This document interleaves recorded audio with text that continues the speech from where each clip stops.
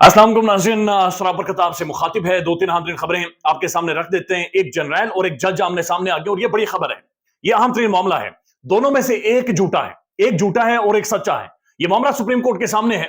इसका फैसला होना बहुत ज्यादा जरूरी है और ये खुलकर सामने आना चाहिए कि क्या एक जज झूठा है या एक जनरल झूठा है। क्योंकि इसी को बुनियाद बनाकर मुस्लिम लीग नून ने एक कैंपेन लॉन्च की, मुस्लिम लीग नून ने अपना बयानिया बनाया और एक लंबी पॉलिटिक्स की है और आज भी पॉलिटिक्स कर रही है। लिहाजा इसका फैसला होना बहुत ज्यादा जरूरी है। दूसरी अहम तरीन बात, आज सुप्रीम कोर्ट के अंदर मोअज़्ज़ज़ जस्टिस काजी फाइज ईसा साहब ने आर्टिकल 6 संगीन गद्दारी के हवाले से बातचीत की। मामला कासिम सूरी का है और कासिम सूरी वही है, आपको याद होगा जब उसने वो साइफर पढ़ा था और साइफर पढ़ने के बाद उसने कहा था कि नहीं, मुल्क के अंदर रिजीम चेंज अमेरिकन के कहने पर हो रही है, एक फॉरेन इंटरवेंशन है, लिहाजा उन्होंने वोट ऑफ नो कॉन्फिडेंस नहीं करवाई थी, जिसके बाद जाकर सुप्रीम कोर्ट रात को भी खुली और सारे मामला चले थे। लिहाजा ये क्या मामला है वो भी आपके सामने रख देते हैं। लेकिन उससे पहले एक बड़ी खबर, ग्राउंड के ऊपर तहरीक इंसाफ ने एक अलग ही माहौल बना दिया है। तहरीक इंसाफ की जो कैंपेन है वो अगले लेवल पर चली गई है।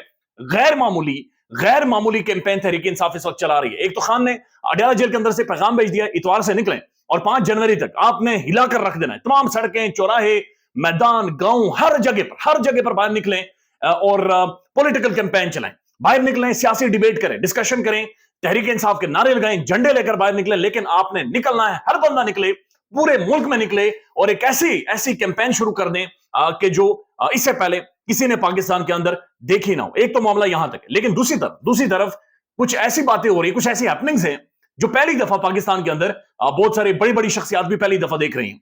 ओवरसीज पाकिस्तानी जनाब जाग गए और ओवरसीज पाकिस्तानी सारे पाकिस्तान के अंदर वो नहीं आ सकते, आना भी नहीं चाहिए। सारे यहां पर आकर क्या करेंगे, अपनी जमीनों के ऊपर कब्जे करवाएं, यहां पर आकर एयरपोर्ट से लेकर अपने मोहल्ले तक लोगों से थूक लगवाएं अपने पैसों को, कभी ये पैसे ले रहा है, कभी वो पैसे ले रहा है। 4 पैसे जो बेचारे वो कमाकर आते हैं उन्हें लूटा जाता है और यहां पर लूटने के लिए लोग बैठे होते हैं और तहफ्फुज़ भी उन्हें उस तरह से कोई नहीं दिया जाता। ये एक रियलिटी है। ओवरसीज पाकिस्तानियों ने क्या किया है, उन्होंने जनाब कॉल्स करना पाकिस्तान में शुरू कर दिए। अपनी गलियों में, मोहल्लों में, अपने दोस्तों को, यारों को, संगियों को, सबको वो टेलीफोन कॉल कर रहे हैं और टेलीफोन कॉल करके वो बता रहे हैं कि जनाब फलाना कैंडिडेट है, फलाने बंदे को आपने वोट देना है। अपनी फैमिलीज को उन्होंने लगातार एंगेज करना शुरू कर दिया है और एक बंदे को टेलीफोन कॉल करके बता रहे हैं कि हम आपको पैसे भेजेंगे, लिहाजा आप खुद भी ये अपने कैंडिडेट को पहचानें और आगे भी लोगों तक पहुंचाएं। साथ साथ बहुत सारी खबरें ये भी रिपोर्ट हो रही, सिद्दीक जान साहब ने बकायदा अपने व्लॉग में जिक्र किया है कि ओवरसीज पाकिस्तानीज ने अपने क्लास फेलोज को और उन्होंने फेसबुक के ऊपर, व्हाट्सएप के ऊपर मुख्तलिफ लोगों से नंबर्स लेकर उन्होंने अपने क्लास फेलोज को सर्च करना शुरू कर दिया है कि अपने क्लास फेलोज के साथ, अपने दोस्तों के साथ, संगियों के साथ वो दोबारा से किसी तरह से राब्ता करें, उनसे जो कनेक्शन है उनसे कांटेक्ट करें और कांटेक्ट करने के बाद एक कैंपेन शुरू करवाएं, उन्हें वहां से वो पैसे भेजेंगे। लेकिन इस वक्त उन्होंने कहा कि जनाब हम भरपूर इस कैंपेन के अंदर अपना रोल डालेंगे और फेसबुक के जरिए भी कैंपेन चलाएंगे और फेसबुक पर वो अपने दोस्तों को सर्च करना उन्होंने बाकायदा से शुरू कर दिया है कि जनाब जहां पर जो हमारे दोस्त हैं, ट्यूशन के दोस्त, खेलने वाले दोस्त, कोई भी दोस्त हैं, उन सबको ये बताया जाए कि आपने कैंपेन भी करनी है, बाहर भी निकलना है, वोट भी डालना है और लोगों को मोबिलाइज भी करना है।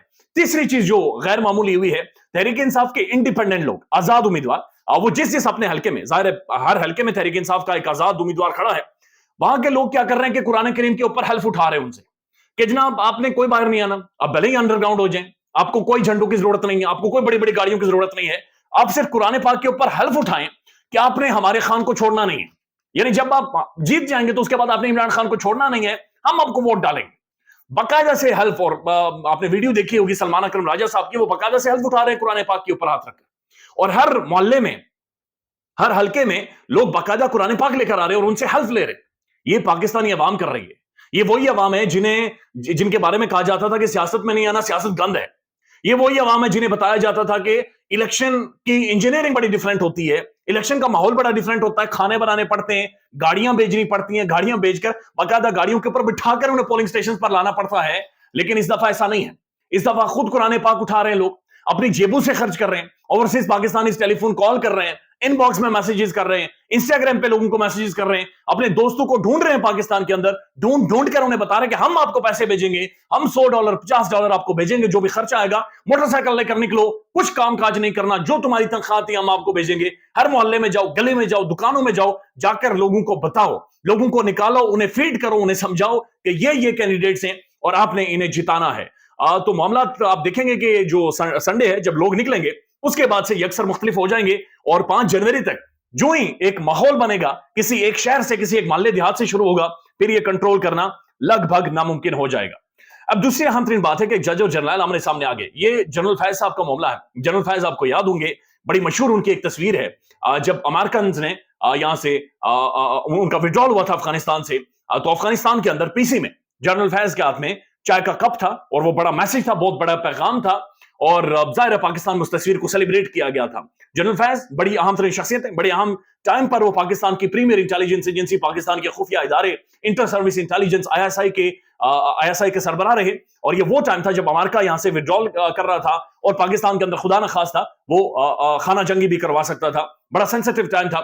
لیکن اسی دوران، اس سے پہلے ایک ڈیولپمنٹ یہ ہوتی ہے کہ اسلام آباد ہائی کورٹ کے ایک معزز جج شوکت صدیقی صاحب یہ الزامات لگاتے ہیں، راولپنڈی بار میں تقریر کر دیتے ہیں، اور تقریر کر کے یہ کہتے ہیں کہ جنرل فیض صاحب جب ڈی جی سی تھے، آئی ایس آئی کے اہم ترین عہدے کے اوپر تھے، تو ان کے گھر آئے اور ان کے گھر آ کر باقاعدہ سے انہیں کہا کہ آپ نے کسی بھی طور پر نواز شریف جو شریف خاندان ہے، ان کی ضمانتیں آپ نے نہیں دینی 2018 کے انتخابات تک، چونکہ اگر ان کی ضمانتیں ہو جاتی ہیں 2018 کے الیکشنز تک، جب تحریک انصاف وہاں سے جیتی تھی، ان انتخابات میں جیتی تھی، تو پھر میری 2 سال کی محنت ضائع ہو جائے گی۔ اور بنیادی طور پر شوکت صدیقی صاحب کا مدعا یہ تھا کہ آئی ایس آئی انٹرفیئر کر کے اس وقت پولیٹیکل انجینئرنگ کروا رہی ہے، اور جنرل فیض صاحب باقاعدہ سے ان کے گھر آئے اور سارے معاملات چلوائیں۔ ساتھ ساتھ انہوں نے یہ بھی کہا کہ اپارا میں جو آئی ایس آئی ہیڈ آفس ہے، اس کے سامنے ایک سڑک گزرتی ہے، وہ سڑک بند ہے، اور اس حوالے سے ٹرانسپورٹرز میرے پاس آئے۔ شوکت صدیقی صاحب نے کہا میں نے وہ سڑک کھلوائی، لیکن اس کے بعد جو بریگیڈیئر ریٹائرڈ ہیں عرفان رامے صاحب، وہ میرے گھر آئے اور انہوں نے میرے ساتھ بدتمیزی بھی کی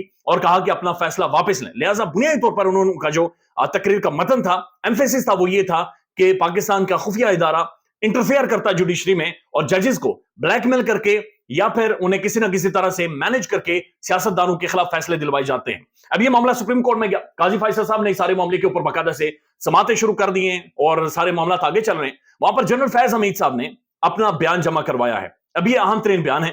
جنرل فیض حمید صاحب یہ کہہ رہے ہیں کہ جناب یہ جو شوکت صدیقی صاحب بات چیت کر رہے ہیں بالکل جھوٹ کے اوپر مبنی، اس کے پیچھے سازش ہے، اس کے پیچھے کوئی موٹیویشن ہے یا موٹیو ہے جس کی وجہ سے یہ چیزیں کو آگے لے کر جا رہے ہیں۔ میں نہ ہی تو ان کے گھر گیا، میری نہ ان سے کبھی ملاقات ہوئی ہے، اور نہ ہی میں نے انہیں کبھی کہا ہے کہ نواز شریف کے اوپر میں نے 2 سال محنت کی ہے، لہٰذا نواز شریف اور ان کو سزائیں لازمی ہونی چاہیے، اور ان کی جو اپیلز ہیں وہ نہ سنی جائیں اور ان کی ضمانتیں نہ ہوں۔ اگر میں نے ایسی کوئی بات چیت نہیں کی، اور نہ ہی میں ان کے کبھی گھر گیا ہوں، نہ ہی ان سے کبھی ملاقات ہوئی ہے، نہ ہی میں نے ان سے کوئی رہنمائی چاہیے ہے، اور نہ ہی میں نے ان سے کوئی جا کر خود درخواست کی ہے، اور نہ ہی اپارا کی سڑک جو آئی ایس آئی ہیڈ آفس کے سامنے سے سڑک ہے اس کے حوالے سے بریگیڈیئر رامے کے ذریعے، بریگیڈیئر ریٹائر عرفان رامے کے ذریعے میں نے ان کے اوپر کوئی پریشر ڈلوایا یا پھر ان سے کوئی معافی مانگی ہے۔ یہ سارے معاملات وہ کہتے ہیں میں نے ایسا کوئی بھی معاملہ نہیں چلایا، میں نے ایسا کچھ بھی نہیں کیا، یہ سب کچھ ایک سازش ہے، سازش کے تحت یہ سارے معاملات میرے اوپر چلائے جا رہے ہیں، میرا اس سے کوئی تعلق نہیں ہے۔ اب یہ اہم ترین معاملہ سپریم کورٹ کے سامنے ہے۔ جو جسٹس شوکت صدیقی صاحب ہیں وہ یہ کہتے ہیں کہ اس وقت کی آئی ایس آئی چیف نے، اس وقت کے جو سربراہ تھے آئی ایس آئی کے اہم ترین، انہوں نے ان کے اوپر پریشر ڈالا۔ جنرل فیض صاحب کہہ رہے ہیں کہ نہیں، یہ جج صاحب جھوٹ بول رہے ہیں، ایسا میں نے ہرگز نہیں کیا۔ ساتھ ساتھ اہم بات جنرل فیض صاحب نے یہ بھی کی ہے کہ جو اسلام آباد ہائی کورٹ کے بینچز ہیں وہ اس وقت کے چیف جسٹس بناتے تھے، تو اگر میں نے چیزوں کو مینج خدا نہ خواستہ کرنا بھی ہوتا تو میں چیف جسٹس کے پاس جاتا اور اس سے ایک ایسا بینچ بنواتا جو نواز شریف صاحب کی اپیلیں سنتا اور کوئی فیصلہ اس کے اوپر جاری نہ کرتا۔ میں شوکت صدیقی صاحب کے پاس کیوں جاتا؟ لہٰذا یہ میرے اوپر بالکل بھونڈے الزامات ہیں، ان کے علاوہ ان کے اندر کوئی حقیقت نہیں ہے۔ اب یا تو شوکت صدیقی صاحب ٹھیک کر رہے ہیں یا جنرل فیض صاحب ٹھیک کر رہے ہیں، لہٰذا پاکستان کی سپریم کورٹ کو یہ ڈیسائیڈ کرنا پڑے گا، قاضی فیصل صاحب ڈیسائیڈ کریں کہ ان دونوں میں سے جھوٹا کون ہے۔ کوئی نہ کوئی تو ہے جو جھوٹ بول رہا ہے، یا تو شوکت صدیقی صاحب جھوٹ بول رہے ہیں، اور ان کے سٹیٹمنٹ کو سامنے رکھتے ہوئے مسلم لیگ نون نے سارا بیانیہ بنایا کہ 2018 میں عمران خان کو خلائی مخلوق نے جتایا، 2018 میں عمران خان کے پیچھے اسٹیبلشمنٹ تھی، 2018 میں جنرل فیض عمران خان کو اقتدار میں لے کر آیا، پروجیکٹ عمران خان، اس کے اوپر مسلم لیگ نون ساری کیمپین چلاتی رہی، پھر ووٹ کو عزت دو اور سارا ایک ماحول انہوں نے بنائے رکھا۔ اور اب جنرل فیض جب ان ساری چیزوں کو ڈینائی کر رہے ہیں تو اس کا مطلب یہ ہے کہ وہ جو بیانیہ تھا وہ سارا بیانیہ بھی غلط تھا اور چیزیں بہت زیادہ خراب تھی۔ اب انصار عباسی صاحب کی آج کی سٹوری ہے غالباً، اور وہ اس میں یہ کہہ رہے ہیں کہ جو شوکت صدیقی صاحب ہیں وہ کہہ رہے ہیں کہ جناب میرے پاس ٹھوس ثبوت موجود ہیں اور میں وہ ثبوت سامنے لاؤں گا۔ اب جنرل فیض صاحب اگر ایک اسلام آباد ہائی کورٹ کے ایک سینئر پیونی جج کے پاس گھر جاتے ہیں، سی سی ٹی وی ویڈیو بھی ہوگی اور فوٹیج بھی بنی ہوگی، ظاہر ہے ریکارڈنگ بھی ہوئی ہوگی، تو کیا وہ جنرل وہ شوکت صدیقی صاحب کے پاس موجود ہے یا نہیں ہے یہ آنے والے ٹائم میں پتہ چلے گا۔ لیکن یہ اہم ترین الزامات ہیں، ان کی تردید آ گئی ہے، لیٹس سی معاملات کس طرف جاتے ہیں۔ اب سپریم کورٹ کے اندر سابق ڈپٹی اسپیکر قاسم سوری کا معاملہ ہے۔ قاسم سوری الیکشن جیتا جس کو چیلنج کیا گیا، اور 2019 میں الیکشن ٹریبیونل نے ان کے انتخابات کو نل اینڈ وائڈ قرار دے دیا، لیکن اس کے بعد قاسم سوری سپریم کورٹ میں گئے اور سپریم کورٹ نے انہیں سٹے دے دیا. یعنی 2019 کا معاملہ قاضی فائز صاحب نے 2024 میں شروع کر دیا. 2024 میں وہ قاسم سوری کے بارے میں کیا کریں؟